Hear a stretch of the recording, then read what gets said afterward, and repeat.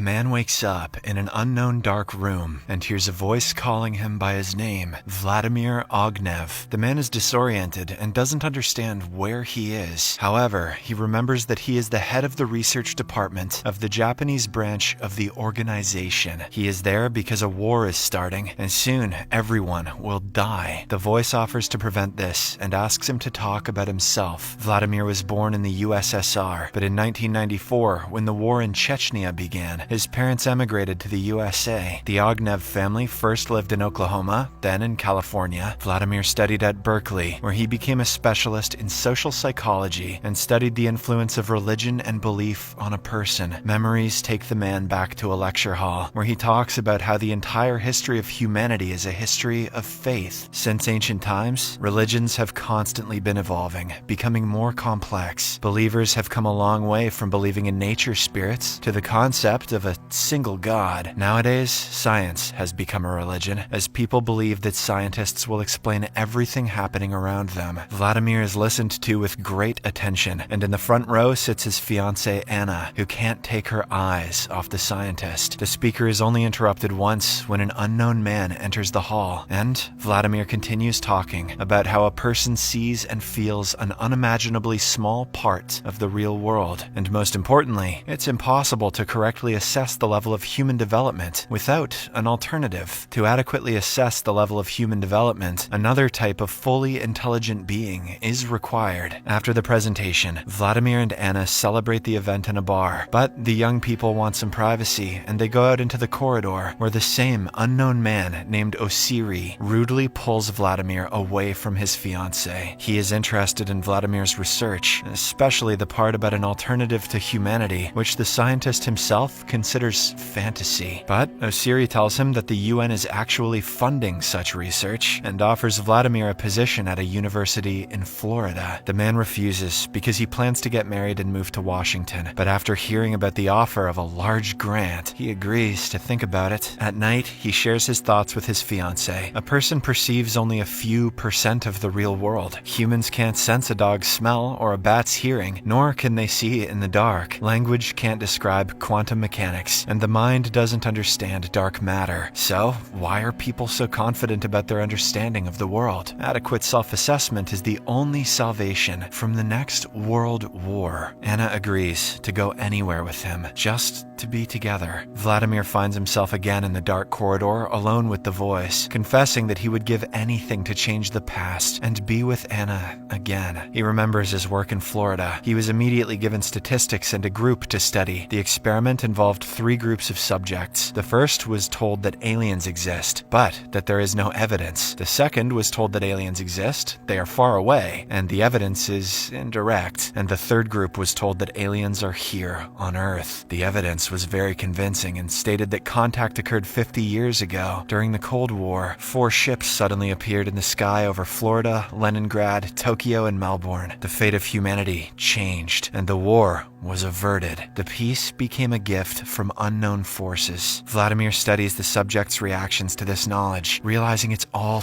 true. His world is turned upside down, but what concerns him most is that he can't share this with his wife, with whom he lives in a small house by the ocean. Anna is happy and wants to have his child. He can't shatter her belief in a secure future, though he himself has lost faith in the righteousness of the world order. Vladimir believes that humans should not have survived. If a nuclear war had started, humanity would have perished. The aliens dispersed them like a herd of foolish animals. Humans should have matured on their own, but they were deprived of that. Later, Vladimir begins his work. One day, he steps out for coffee with a colleague and confesses his desire to make contact, arguing it's impossible to study human reactions to aliens without having seen them himself. His colleague admits to having experienced such contact, describing it as unforgettable. Meanwhile, Vladimir and Anna learn that they're having a boy, a period of immense happiness for the scientist. It ends when their child is born dead. The doctor explains that in some areas, cosmic radiation levels have inexplicably risen, significantly increasing infant mortality for 20 years. The cause is unknown, but as a university teacher, Vladimir could help. However, he refuses to cooperate. Anna returns from the hospital utterly devastated, and to Vladimir, it seems like it's always raining over him. His wife stops talking to Vladimir and spends her days lying on the couch. Finally, Vladimir tells his wife that the alien ships are responsible. The radiation levels are rising in the cities beneath these ships, causing children's deaths. But Anna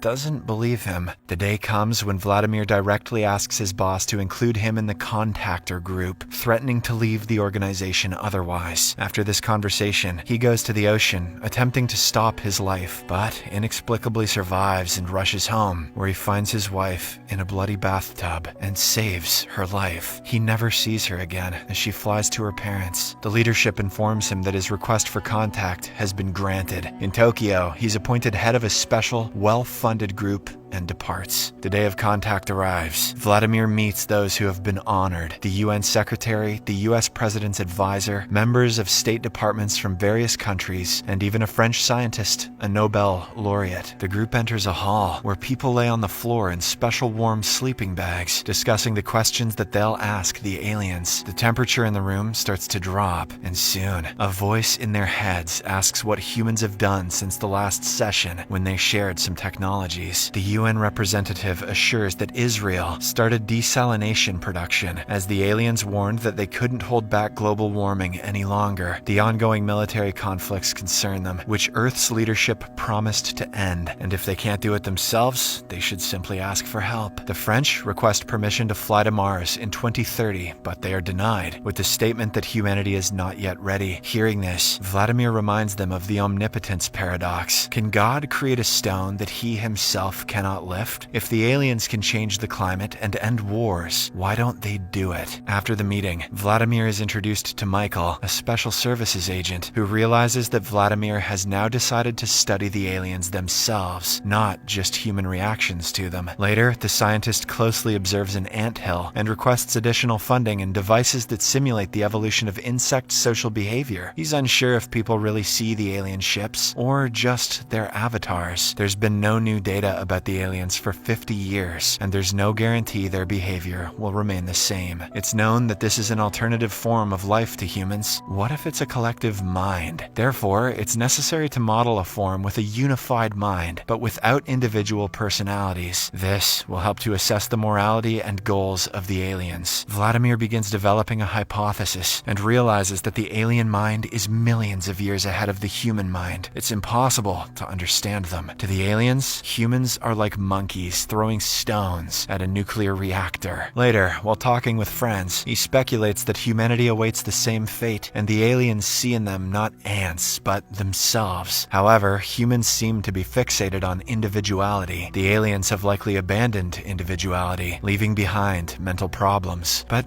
what's the point of a person without uniqueness? Soon, Vladimir is appointed head of the department. Years pass, and his research makes no progress. He can neither disprove nor confirm the theory of the collective mind. One day, he receives a letter from Anna, in which she writes that she waited all these years for his apologies, and he didn't even write. She hates him for this. Later, Vladimir is urgently summoned to St. Petersburg for another contact. Michael admits that this contact was requested by the aliens. Maybe they intend to move to a new level of relations with humans and give them new technology. But Vladimir cannot predict the behavior of a different intelligence. The scientist, along with a group of influential figures, goes to the contact hall and lays in a sleeping bag. Everything happens as it did the last time. But today, the aliens have called representatives of world governments to announce their decision. They have observed humans for many years, but now intend to take action and demand that humans immediately destroy all weapons of mass destruction and disband armies around the world, erase borders, and unite humanity. Otherwise, Earthlings face total annihilation. The world leaders regain consciousness and ask Vladimir to explain the aliens' demands, but he is just as stunned as they are and cannot provide a definitive answer. He speculates that the aliens having studied humans well, might be testing them. The leaders agree on one thing: they cannot remain defenseless against the aliens. Moreover, it turns out that Earth has developed Petropolis, a project involving shafts with nuclear missiles aimed at the alien ships all over the planet. Humans can launch a simultaneous attack, destroying the aliens within half an hour. The leaders depart, but Michael is sure that they will start a war. The role of the aliens is unclear. They have forbidden space exploration and dictated humanity's actions for many years. Vladimir even suspects that the aliens can read human thoughts. Nevertheless, he is certain that everything must be done to try and prevent a nuclear strike on the ships. Later, Vladimir goes home and suddenly feels the urge to step out into the street where a carnival is taking place. At the same time, his house is being searched, and Anna rushes to the ocean, feeling an unexplainable anxiety. Vladimir impulsively leaves his car and seems to run through all the memorable places of his life. He meets his wife, and they embrace against the backdrop of launching missiles. But